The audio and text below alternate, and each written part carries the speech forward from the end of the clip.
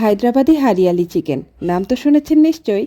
আমিও শুনেছি, কিন্তু কোনোদিন খাওয়া হয়নি। বিভিন্ন দেশের ঐতিহ্যবাহী খাবারের স্বাদ নেওয়াটা ইদানিং আমার একটা শখে পরিণত হয়েছে, আর সেই তালিকায় আজকে যুগ হলো হায়দ্রাবাদি হারিয়ালি চিকেন। এটি হায়দ্রাবাদের নিজামী ঐতিহ্যের একটি সুস্বাদু ও মশলাদার খাবার, যা কিনা পুদিনা, ধনেপাতা এবং কাঁচামরিচের ঘন সবুজ পেস্ট দিয়ে তৈরি করা হয়। আর এখানে আমি সেই মশলাটাই রেডি করে নিচ্ছি। প্রথমে ব্লেন্ডার জারে দিয়ে দিচ্ছি ধনেপাতা, 8-10টা কাঁচামরিচ, 50 গ্রাম করে কাজু ও কাঠবাদাম, 1 কাপ পেঁয়াজ বেরেস্তা এবং 1 কাপ টক দই। আমার টক দইটা ডিপ ফ্রিজে থাকায় এখানে শক্ত দেখাচ্ছিল, তো সবকিছু ভালো করে ব্লেন্ড করে পেস্ট করে নিয়েছি।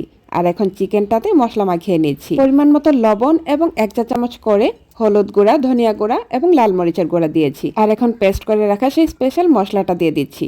সবকিছু ভালো করে মাখিয়ে ম্যারিনেট করে রেখে দেব আধা ঘন্টার জন্য। মুঘল ও হায়দ্রাবাদি রন্ধনশৈলীর মিশ্রণে তৈরি এই ডিশটি মূলত টক দই এবং সুগন্ধি হার্বস ব্যবহার করে তৈরি করা হয়। হায়দ্রাবাদের বিভিন্ন প্রোগ্রাম বা বিয়ের অনুষ্ঠানে এই ডিশটির জনপ্রিয়তার শীর্ষে রয়েছে। মূলত এই রান্নাটা ঘি দিয়ে করা হয়, কিন্তু আমি তেলের সাথে ঘি সংমিশ্রণ করে রান্নাটা করছি। এখানে পর্যাপ্ত তেলের সাথে 4 টেবিল চামচের মতো ঘি দিয়েছি এবং গরম মশলা ফোড়ন দিয়ে ম্যারিনেট করে রাখা মাংসটা দিয়ে দিয়েছি।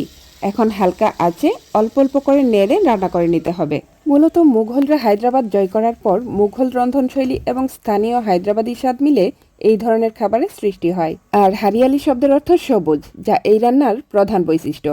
পুদিনা পাতা ও ধনে পাতার সংমিশ্রণে সবুজ রংটি তৈরি করা হয়, কিন্তু দুর্ভাগ্যবশত পুদিনা পাতা আমি ব্যবহার করতে পারিনি, কারণ আমার হাতের কাছে পুদিনা পাতা ছিল না। এটি মূলত একটি দম ভিত্তিক রান্না, যা ধীরে ধীরে কম আঁচে রান্না করা হয়, যাতে মাংসের ভেতরে মশলা ঢোকে। আর খেয়াল করেছেন নিশ্চয়ই, পুরো রান্নায় আমি কিন্তু কোনো পানি ব্যবহার করিনি। আর এভাবে সম্পূর্ণ রান্নাটা কমপ্লিট করতে আমার 20 থেকে 25 মিনিটের মতো সময় লেগেছে। এর মধ্যেই কিন্তু চিকেনটা পুরোপুরি কুক হয়ে যায়। আর হায়দ্রাবাদে এই ডিশটা সাধারণত রুমালি রুটি বা পোলাওর সাথে সার্ভ করা হয়, কিন্তু আমি আজকে খিচুড়ির সাথে সার্ভ করছি। এই পর্যায়ে এসে এত ভালো স্মেল বের হচ্ছিল, ট্রাস্ট মি, যদি আপনারা এই মুহূর্তে সেই স্মেলটা পেতেন, আপনাদেরই জিভে পানি এসে যেত। আর বাচ্চারা যখন কোনো খাবার চেটেপটে খায়, তার মানে সেই খাবারটা নিঃসন্দেহে সুস্বাদু। তো এই ছিল আমার আজকের আয়োজন। যদি আপনাদের কাছে ভালো লেগে থাকে তাহলে লাইক, কমেন্ট এবং শেয়ার করে উৎসাহ যোগাবেন। সেই সাথে ট্রাই বাইটস এন্ড ক্লিপসের পাশেই থাকবেন। আজ এই পর্যন্তই। আল্লাহ হাফেজ।